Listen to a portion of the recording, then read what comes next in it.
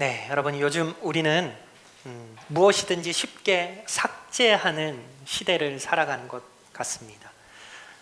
뭐든지 쉽게 삭제해버리죠. 휴대폰으로 사진을 찍다가 마음에 들지 않으면 여러분 어떻게 하세요? 과감하게 삭제해버리죠. 문자를 잘못 보내도 삭제 기능이 있습니다. 요새는 카톡을 잘못 보내도 우리가 잽싸게 삭제할 수 있죠. 인터넷에 올린 글도 마음에 들지 않으면 금세 내릴 수 있습니다. 컴퓨터에서 필요 없는 파일들은 휴지통에 넣었다가 비워버리면 됩니다. 이처럼 살아가면서 우리는 삭제라는 기능에 아주 익숙해져 있습니다. 필요 없다고 생각하는 것들은 지우고 실수한 흔적도 없애고 보기 싫은 것은 화면에서 사라지게 만드는 거죠. 그런데 여러분, 우리 인생에는 그렇게 쉽게 지울 수 없는 것들도 있습니다. 이미 내뱉어 버린 말, 그리고 돌이킬 수 없는 선택, 누군가에게 남긴 그 상처, 그리고 무엇보다 내 마음속에 여전히 남아있는 죄의 흔적들이죠. 우리는 그 실수를 지우고 싶어 합니다. 과거의 그 흑역사를 없애고 싶어 해요. 그날로 다시 돌아갈 수만 있다면, 그 선택만 하지 않았더라면, 내가 그 말만 하지 않았더라면. 하지만 아쉽게도 우리 삶에는 삭제 버튼이 없습니다. 그래서 사람들은 다른 방법으로 이것들을 좀 해결해 보려고 하는 것 같아요. 자신의 허물을 철저하게 감춘다든지, 남들보다 더 괜찮은 사람처럼 보이려고 노력한다든지, 혹은 다른 사람의 허물을 더 크게 얘기하면서 자신의 죄를 가리기도 합니다. 어쩌면 이것이 죄를 가진 우리 인간의 가장 오래된 모습인지도 모르겠어요. 창세기 3장을 보시면 아담과 하와가 범죄한 뒤에 가장 먼저 한 일이 무엇이죠? 무화과 나무 잎으로 자신의 수치를 감추죠. 그리고 하나님 앞에서는 서로에게 책임을 돌립니다. 하나님이 주신 이 여자 때문입니다. 저 뱀이 나를 속였습니다. 죄는 언제나 나를 숨게 만들고 다른 사람들을 탓하게 만들고 책임을 떠넘기는 거예요. 이처럼 이 죄를 우리가 해결하지 못하면 우리 사람들은 계속 그렇게 살아가게 되어 있습니다. 오늘 본문에도 자신들의 죄는 숨긴 채, 감춘 채 한 사람의 죄만 세상 한가운데로 끌어내려는 사람들이 등장을 하고 있죠.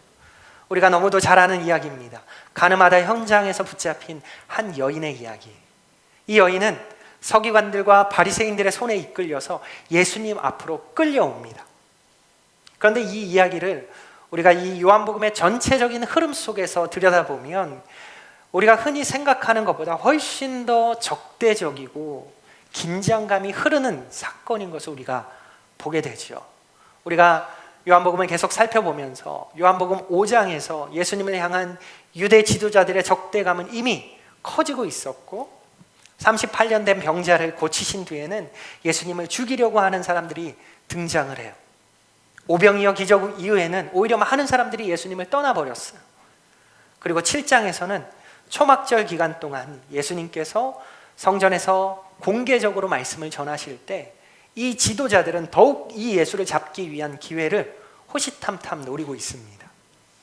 하지만 하나님의 때가 아직 이르지 않았기 때문에 아무도 이 예수님께 손을 대지 못하는 상태이죠. 그 긴장감이 계속되는 그 상황 가운데 오늘 본문이 이어지고 있습니다. 시간으로 보면 여전히 초막절이라는 명절 기간 중이에요. 오늘 본문 8장 1절은 이렇게 시작하고 있습니다. 예수는 감람산으로 가시니라. 성전에서 말씀을 전하시던 예수님이 감람산으로 가셔서 하룻밤을 보내십니다. 복음서에 보면 예수님께서 예루살렘 지역에서 사역을 하실 때 자주 감람산으로 가셔서 쉬셨어요. 그곳에서 기도하며 하루를 보내시기도 하고, 그 근처에 마르다와 마리아의 집이 있었기 때문에 그곳에 가서 쉬시기도 했습니다. 어쨌든 지금 감람산으로 가셨다가 다음 날이 밝자 다시 성전으로 들어오십니다. 2절은 이렇게 말하죠. 아침에 다시 성전으로 들어오시니 백성이 다 나오는지라 앉으사 그들을 가르치시더니. 아침 일찍부터 사람들이 다시 예수님께 몰려들어요. 예수님은 앉아서 그들에게 하나님의 말씀을 가르치십니다. 평화로운 말씀의 시간이 시작되는 것처럼 보이죠. 그런데 바로 그때 분위기가 순식간에 바뀌어 버립니다. 갑자기 서기관들과 바리새인들이 한 여인을 끌고 들어오죠. 3절에 서기관들과 바리새인들이 음행 중에 잡힌 여자를 끌고 와서 가운데 세우고, 끌려온 이 여인은 사람들 한가운데 세워집니다. 많은 사람의 시선이 한꺼번에 그녀에게 쏠렸을 거예요. 그리고 지도자들은 이렇게 말합니다. 4절과 5절 우리 함께 읽어볼까요? 4절 5절 시작. 예수께서 말하되 선생이여, 이 여자가 간음하다가 현장에서 잡혔나이다. 모세는 율법에 이러한 여자를 돌로 치라 명하였거니와 선생은 어떻게 말하겠나이까? 여러분, 지금 사람들에게 잡혀온 이 여인은 간음 중에 현장에서 잡힌 여인이에요. 아마도 옷도 제대로 갖춰 입지 못한 상태였을 거예요. 얼마나 수치스러웠을까요? 그리고 지금 이 서기관들과 바리새인들이 정말 율법 때문에 이 율법대로 행하고자 이 여인을 데려온 것이 아닙니다. 오늘 본문 6절에서 그들의 의도, 그들의 속셈을 아주 분명하게 기록하고 있어요. 우리 6절 말씀 읽어봅시다. 시작. 그들이 이렇게 말함은 고발할 조건을 얻고자 하여 예수를 시험함이러라. 지금 이 여인은 재판의 대상이라기보다 예수님을 함정에 빠뜨리기 위한 도구가 되어버렸어요. 만약 예수님께서 이 여인을 돌로 치라고 말씀하시면 그동안 죄인들을 긍휼히 여기셨던 이 예수님의 가르침과 충돌하게 되는 거예요. 반대로 용서하라고 말씀하시면 모세의 율법을 무시하는 사람으로 고발당할 수 있어요. 어느 쪽을 선택해도 예수님을 공격할 수 있는 거죠. 그래서 이 사람들은 완벽한 덫이라고 생각했을 거예요. 그런데 우리가 이 이야기를 잘 알고 있는 것처럼 예수님은 지금 이 서기관들과 바리새인들이 기대했던 그 덫에 걸려들지 않으시죠? 본문을 보면 예수님은 사람들이 기대했던 방식대로 움직이지 않으십니다. 오히려 거기 모여있는 모든 사람들이 뜨끔하고 깜짝 놀랄 만한 말씀을 하십니다. 그리고 예수님의 그 말씀은 오늘 우리에게도 그대로 들려오고 있어요. 전해지고 있어요. 사실 우리는 지금 이 여인과 멀리 떨어져 있는 사람이 아니에요. 우리도 살아오면서 감추고 싶은 죄가 있고 부끄러운 실패가 있고 누구에게도 말하고 싶지 않은 과거가 있죠. 또 한편으로는 나보다 다른 사람의 허물을 더 크게 보고 비판하고 판단한 적이 분명히 우리에게도 있어요. 그래서 오늘 본문은 그런 우리 모두를 예수님 앞으로 불러 세웁니다.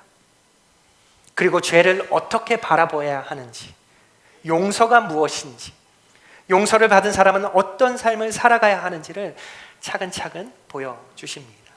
오늘 말씀을 통해서 우리 모두가 하나님의 이 용서의 은혜를 깊이 경험하고 그 은혜 안에서 새로운 삶을 시작하는 은혜가 있기를 축복합니다. 오늘 보면 6절과 7절을 우리 다시 한번 같이 읽어보겠습니다. 시작. 그들이 이렇게 말함은 고발할 조건을 얻고자 하여 예수를 시험함이로라. 예수께서 몸을 굽히사 손가락으로 땅에 쓰시니 그들이 묻기를 맞이 아니하는지라. 이에 일어나 이르시되 너희 중에 죄 없는 자가 먼저 돌로 치라 하시고. 오늘 말씀을 통해 배우게 되는 첫 번째 용서의 은혜는 용서는 나의 허물을 먼저 보는 것입니다 라는 거예요. 용서는 나의 허물을 먼저 보는 거예요. 오늘 본문에 나오는 이 서기관과 바리새인들을 보십시오. 이들은 한 여인을 예수님 앞으로 끌고 왔죠. 그리고 그 여인을 많은 사람들 앞에 세워놓고 그녀의 죄를 낱낱이 드러냅니다. 그리고 예수님께 물어요. 모세는 이런 여자를 돌로 치라고 했습니다. 선생님은 어떻게 하시겠습니까? 겉으로 보면 이들은 하나님의 말씀을 아주 잘 지키고 수호하는 사람들처럼 보이죠. 율법을 존중하고 죄를 아주 미워하는 사람들처럼 보입니다. 그런데 오늘 본문은 이들의 속마음을 숨기지 않았어요. 아까 우리가 6절에 읽었죠. 그들이 이렇게 말함은 고발할 조건을 얻고자 하여 예수를 시험함이로라. 이들의 관심은 이 여인의 처벌이 아니에요. 죄를 해결하는 것도 아니에요. 오직 이들의 관심은 이 예수를 넘어뜨리는 데 있었어요. 그래서 이들은 이 여인의 죄를 만천하에 고발하면서 크게 떠들어댔지만 정작 자기 자신 마음속에 있는, 자신의 마음속에 있는 죄는 전혀 보지 못하고 있는 거예요. 여러분, 이것이 죄를 가진 인간의 모습이죠. 내 허물은 잘 보이지 않는데 다른 사람의 허물은 참 잘 보여요. 내 실수에는 여러 가지 이유를 붙여서 설명하죠. 다른 사람의 실수는 쉽게 판단합니다. 내가 넘어졌을 때는 상황이 어쩔 수 없었다라고 말하고, 다른 사람이 넘어졌을 때는 믿음이 부족하다고 이야기해요. 여러분, 내로남불이라는 말이 그냥 생긴 말이 아니죠. 죄는 우리의 시선을 늘 밖으로 향하게 만듭니다. 다른 사람을 바라보게 만들고 비교하게 만들고 판단하게 만들어요. 그러나 하나님의 은혜는 언제나 그 시선을 내 안으로 돌려놓는 거예요. 오늘 예수님께서도 바로 그것을 하시는 거예요. 사람들은 이 여인을 바라보고 있지만, 이 여인을 비판하고 정죄하고 있지만, 예수님은 돌을 들고 서 있는 그 사람들의 마음을 보고 계셨어요. 그리고 마침내 그들에게 이렇게 말씀하십니다. 7절에 너희 중에 죄 없는 자가 먼저 돌로 치라. 이 말씀은 여인에게 하신 말씀이 아니죠. 돌을 들고 있는 그 사람들에게 하신 말씀이에요. 예수님께서는 그들의 손보다 먼저 그들의 양심을 건드셨어요. 예수님의 그 한마디 앞에 사람들은 더 이상 이 여인만을 바라볼 수가 없어요. 자기 자신을 보기 시작합니다. 그래서 9절은 이렇게 기록하고 있죠. 9절의 말씀 우리 같이 읽어볼까요? 시작. 그들이 이 말씀을 듣고 양심의 가책을 느껴 어른으로 시작하여 젊은이까지 하나씩 하나씩 나가고 오직 예수와 그 가운데 섰는 여자만 남았더라. 어른으로 시작해서 젊은이까지 어린아이까지 모두 하나씩 하나씩 그 자리에서 돌아갑니다. 놀라운 일이 그 현장에서 일어난 거예요. 여러분, 구약 성경에 나오는 다윗을 보면 이 다윗이 하나님께 정말 크게 사랑받았던 사람이죠. 그런데 그는 어느 날 밧세바라는 여인을 범하게 됩니다. 그리고 자신의 그 죄를 감추기 위해서 충성스러운 장수 우리아까지 죽게 만들어요. 엄청난 죄를 저질렀어요. 그런데 놀라운 것은 그 이후에도 한동안 자신의 죄를 제대로 바라보지 못하고 있다는 거예요. 그때 하나님께서 선지자 나단을 보내시죠. 나단은 왕 앞에서 곧바로 죄를 지적하지 않습니다. 대신 한 가지 이야기를 들려주죠. 어떤 부자에게 양과 소가 아주 많았어요. 반면 어떤 가난한 사람에게는 어린 암양 한 마리밖에 없었습니다. 그런데 부자에게 손님이 찾아와요. 근데 이 부자가 자기 양을 잡아서 대접하는 게 아까워서 그 자기 양을 잡지 않고 가난한 사람의 그 하나뿐인 양을 빼앗아서 손님을 대접했다는 이야기예요. 그 이야기를 들은 다윗이 크게 화를 냅니다. 아니, 그런 사람은 반드시 죄값을 치러야 된다. 당장 데리고 와라. 다윗은 그 부자의 죄를 너무도 명확하게 보고 있죠. 그런데 정작 자신의 죄는 전혀 보지 못하고 있어요. 그때 나단 선지자가 조용하게 말합니다. 왕이 그 사람입니다. 그 한마디가 다윗의 마음을 무너뜨려요. 그동안 다윗의 시선은 다른 사람들을 향하고 있었어요.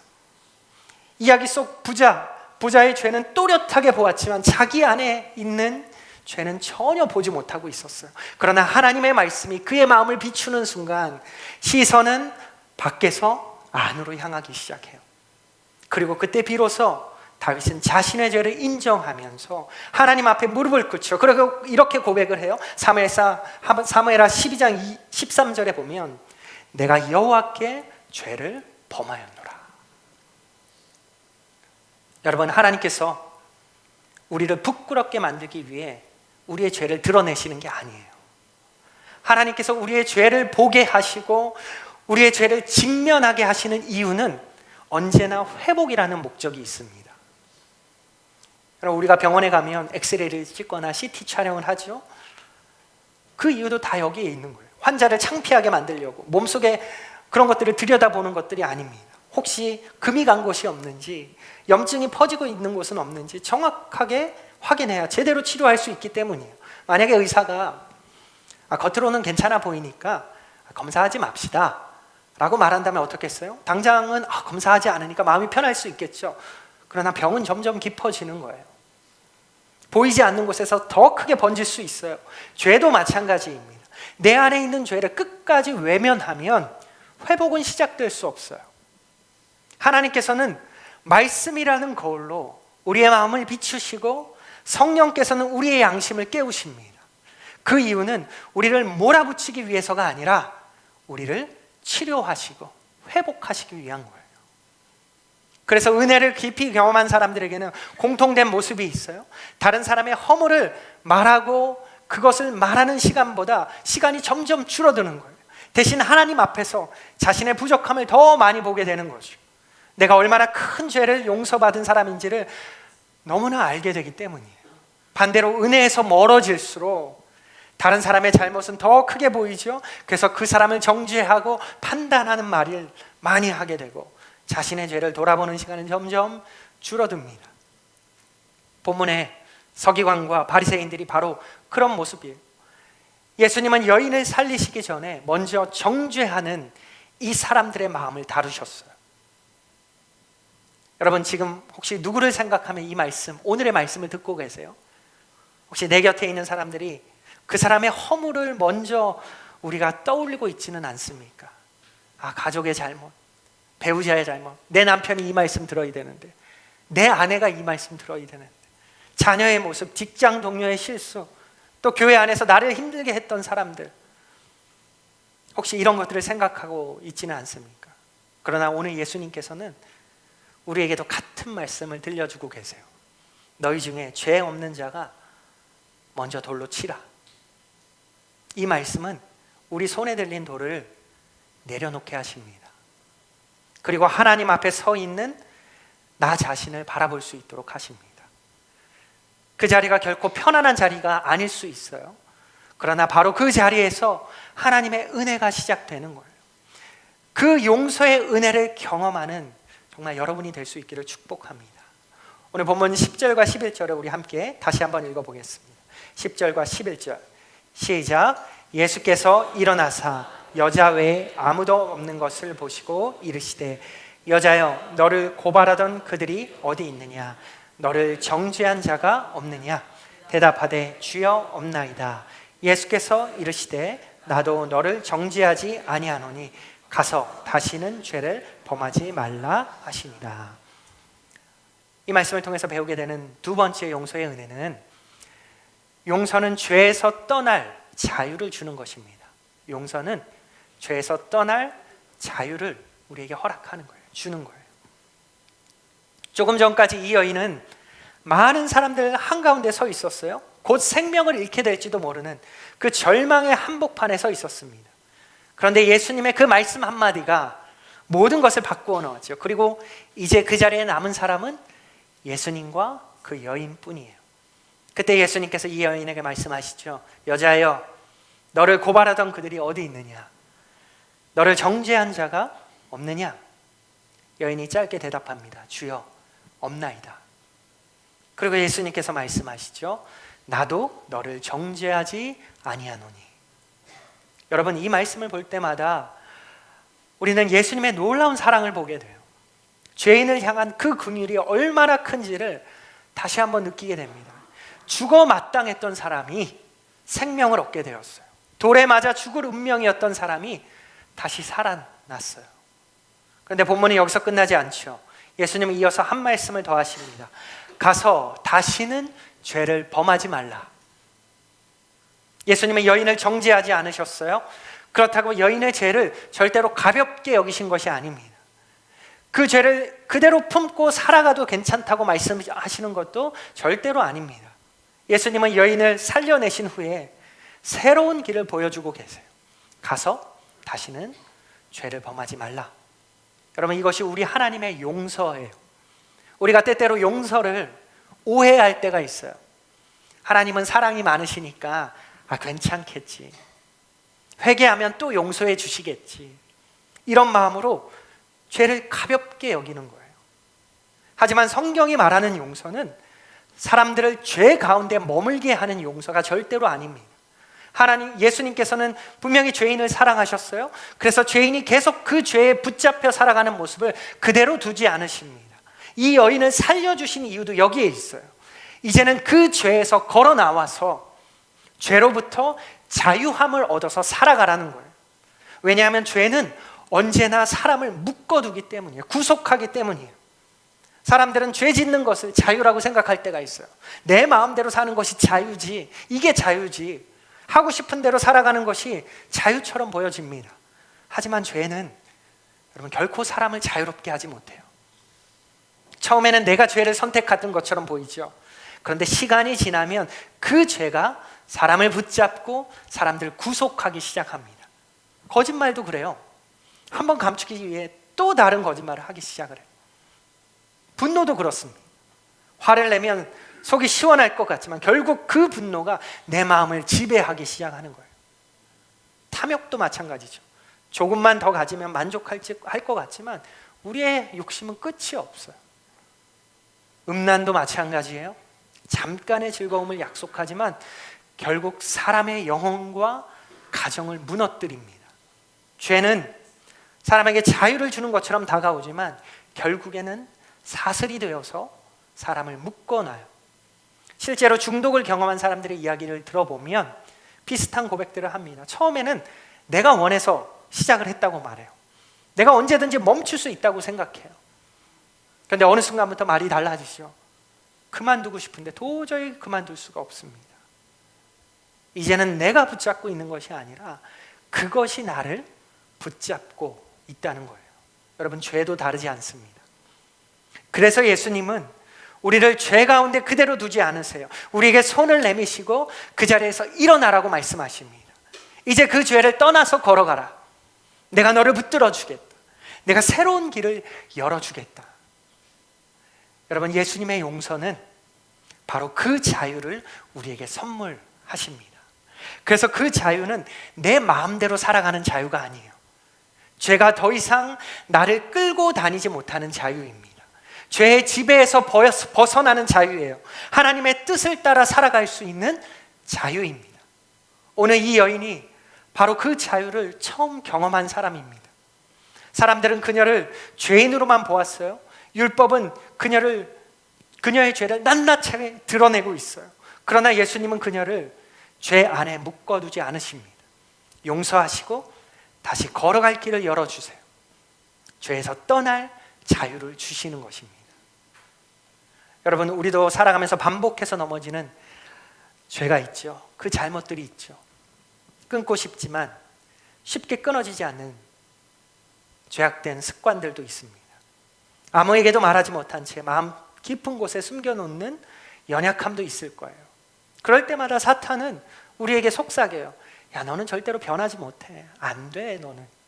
너 또 실패할 거야. 하나님도 결국 너 포기하실걸? 그러나 예수님의 말씀은 달라요. 나도 너를 정죄하지 아니하노니 가서 다시는 죄를 범하지 말라.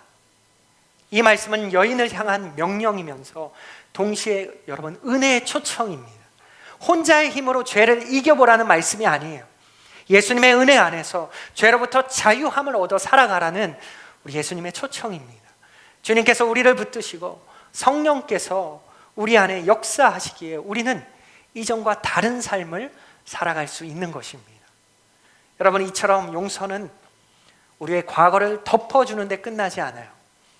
현재를 새롭게 만들고 앞으로 걸어갈 삶의 방향까지도 바꾸어 놓는 것입니다. 그래서 예수님께서는 이 여인을 살려놓으신 후에 그 자리에 머물게 하지 않으시죠? 죄에서 떠나서 자유함으로 새로운 삶을 향해 걸어가도록 보내십니다. 그런데 여러분, 여기서 마지막으로 한 가지만 더 생각해 보려고 합니다. 우리가 죄를 떠났다고 해서 삶의 모든 흔적이 한순간에 사라지는 것은 아니죠. 죄는 우리의 삶에 깊은 상처를 남기기도 하고 무너진 자리를 남겨놓기도 합니다. 그래서 예수님의 은혜는 거기서 멈추지 않아요. 예수님은 죄에서 우리를 건져내실 뿐만이 아니라 무너졌던 삶의 자리를 다시 세워 가십니다. 그래서 오늘 우리가 마지막으로 살펴볼 용서의 은혜는, 용서는 무너진 자리에서 새롭게 시작하게 합니다라는 거예요. 용서는 우리의 무너진 자리에서 우리가 다시 새롭게 시작할 수 있도록 합니다. 우리 마지막 본문 11절에 우리 다시 한번 읽어보겠습니다. 11절 시작. 대답하시되 주여 없나이다. 예수께서 이르시되 나도 너를 정죄하지 아니하노니 가서 다시는 죄를 범하지 말라 하시니라. 돌을 들고 있던 사람들이 하나씩 다 자리를 떠나갔어요. 그리고 예수님과 여인 두 사람만 남았습니다. 그리고 예수님께서 그녀에게 이렇게 말씀하세요. 나도 너를 정죄하지 않는다. 사실 이 한마디만 들어도 얼마나 큰 은혜예요. 그런데 예수님은 여기서 말씀을 끝내지 않으시고 또 말씀하시죠. 가서 다시는 죄를 범하지 말라. 여러분, 저는 이 말씀 가운데 특별히 마음에 와닿는 단어가 하나 있었어요. 뭐냐 하면 가서라는 단어예요. 가서. 가라는 말씀이에요. 가서. 어디로 가라는 말일까요?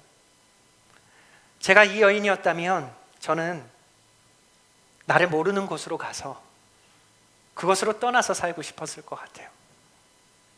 여러분, 잊으시면 안 되는 게 있는데 지금 이 사건은 초막절이라는 명절 가운데 일어난 일이죠. 얼마나 많은 사람들이 이 여인 앞에 몰려들었겠어요. 얼마나 좋은 구경거리였겠어요.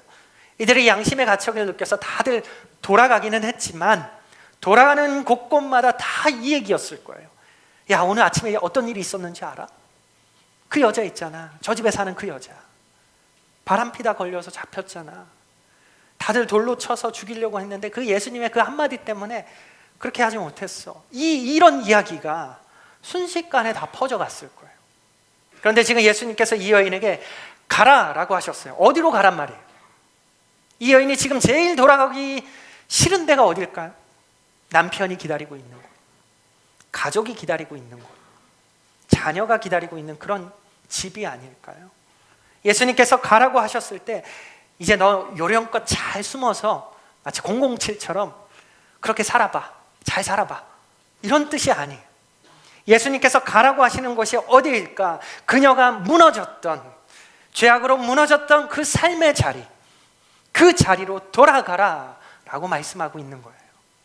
그녀가 살아가던 그 자리로 보내십니다. 사람들이 그녀를 기억하고 있는 그곳으로 다시 보내세요. 실패했던 자리로 다시 보내시고 무너졌던 자리로 다시 보내십니다. 여러분, 그런데 이것이 용서의 은혜예요. 우리는 용서를 받으면 내 과거가 모두 지워질 거라고 생각할 때가 있어요. 사람들의 기억도 없어지고 내가 했던 실수나 흔적도 다 사라졌으면 좋겠다라고 생각하죠.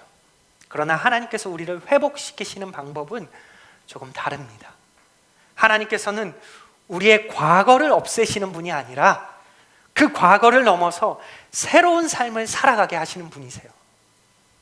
여인은 여전히 같은 예루살렘으로 돌아가야 돼요. 같은 골목을 걸어야 하고 같은 사람들을 만나야겠죠. 자신들을 알아보는 사람들도 있겠죠. 수군거리는 사람들도 분명히 있을 거예요. 하지만 이제 그녀는 이전의 사람이 아닙니다. 예수님을 만난 사람이에요. 용서를 받은 사람이고 은혜를 경험한 사람입니다. 그래서 같은 장소로 돌아가지만 전혀 다른 사람으로 살아가게 되는 거예요. 여러분, 성경은 이런 이야기로 가득하죠. 여러분, 야곱도 하나님을 만나고 다시 형 에서를 만날 용기로 가잖아요. 베드로도 예수님을 3번 부인했지만 다시 그 제자의 자리로 돌아가요. 오늘 이 여인도 다시 자신의 삶의 자리로 돌아갑니다. 하나님께서는 사람을 회복시키실 때 삶의 자리까지 함께 회복시키시는 거예요. 이 모습을 가장 잘 보여주는 사람이 저는 오네시모라는 생각이 들었어요. 오네시모. 성경 빌레몬서에 나오는 사람이죠. 이 빌레몬서를 보면 오네시모라는 사람이 나와요. 그는 누구냐 하면 빌레몬이라는 사람의 종이었어요. 그런데 그는 그 주인의 곁에서 도망쳐 나왔습니다. 어쩌면 주인의 재산을 훔쳤을 가능성도 있어요. 당시의 로마법으로 보면 도망친 종은 아주 무거운 벌을 받을 수도 있었습니다. 세상적인 시각으로 보면 이 오네시모는 절대로 다시 주인에게 돌아가면 안 돼요. 멀리 숨어 사는 것이 가장 안전했을 것입니다. 그런데 이 오네시모가 로마에서 바울을 만나고 복음을 듣게 돼요. 그리고 그의 인생이 완전히 달라집니다. 예수님을 믿게 되었고 새로운 사람이 되었어요. 여기서 우리가 기대하는 이야기는 이런 거예요. 그래서 그가 이제 다른 도시로 가서 새롭게 살았다. 과거를 잊고 새롭게 새 출발을 했다. 그런데 바울은 그렇게 하지 않죠. 오네시모를 다시 빌레몬에게 보냅니다. 도망친 이 종을 다시 주인에게로 보내는 거예요. 빌레몬서를 보면 바울은 자신의 손으로 이 편지를 써서 오네시모에게 들려보내요. 거기에 이렇게 쓰여 있어요. 이제는 종과 같이 대하지 말고 사랑받는 내 형제로 받아주십시오. 여러분, 왜 다시 보냅니까? 그곳이 오네시모가 무너졌던 자리였기 때문이에요.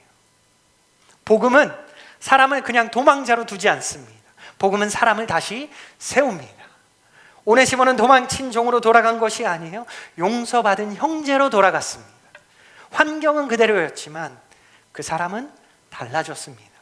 그래서 하나님께서는 그 자리에서 새로운 역사를 다시 시작하시는 것입니다. 우리의 삶도 마찬가지입니다. 우리가 예수님 믿는다고 해서 내 삶의 모든 환경이 한순간에 바뀌는 것은 아니죠. 직장이 바뀌는 것도 아니고 내 가정이 바뀌는 것도 아닐 수 있어요. 여전히 같은 집으로 돌아가요. 같은 직장으로 출근하고 같은 학교에 가고 같은 사람들을 만나요. 어쩌면 때로는 상처를 받았던 그 자리로 다시 가야 합니다. 부끄러운 기억이 남아있는 그 자리로 다시 가야 할 때도 있지요. 그런데 예수님께서는 우리를 그냥 보내지 않으십니다. 용서받은 사람으로 보내십니다. 그 은혜를 경험한 사람으로 보내십니다. 그래서 이전에는 죄가 우리의 삶을 이끌었다면 이제는 하나님의 은혜가 우리의 삶을 이끌어가는 거예요. 이전에는 실패가 우리의 이름이었다면 이제는 하나님의 자녀라는 이름으로 우리가 살아갑니다. 과거에는 과거가 우리를 붙잡고 있었다면 이제는 하나님의 말씀이 우리를 붙잡고 있는 것입니다. 혹시 오늘 여러분 가운데 다시 가고 싶지 않은 삶의 자리가 있지는 않으십니까? 생각만 해도 마음이 무거워지는 곳이 혹시 있지 않으십니까? 실패했던 자리, 관계가 깨어졌던 자리, 눈물을 흘렸던 자리, 부끄러운 기억이 남아있는 그 자리, 우리에게 있죠. 그러나 예수님은 우리에게도 말씀하세요. 가라, 가라. 이 말씀은 가서 다시 넘어지라는 소리가 아니에요. 다시 상처받으라는 말씀이 아니에요. 이제는 내가 너와 함께하니 그 자리에서 새로운 삶을 살아가라는 초청입니다. 주님께서 함께 하시는 삶은 과거에 묶여있는 삶이 아니에요. 하나님의 은혜를 붙들고 다시 일어서는 삶입니다. 여러분, 오늘 본문의 이 여인은 예수님을 만난 뒤에 과거가 사라진 사람이 아니라 과거보다 더 큰 은혜를 만난 사람이었어요.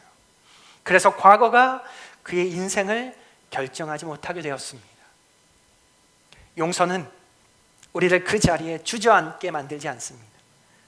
주님께서 우리를 일으켜 세우시고 다시 걸어갈 수 있도록 하십니다. 무너졌던 그 자리에서 하나님의 새로운 이야기가 시작되도록 하시는 것입니다. 여러분이 그 은혜를 붙들고 다시 그 삶의 자리로 걸어갈 수 있기를 축복합니다. 여러분, 어떤 의미에서 오늘 우리 모두는 이 이야기 속에 서 있는 사람들과도 같아요. 우리도 그 현장에 서 있는 사람과도 같아요. 때로는 손에 돌을 들고서 다른 사람을 정죄하는 사람이었고, 때로는 여인처럼 자신의 죄 때문에 고개를 들지 못하는 사람이기도 했겠죠.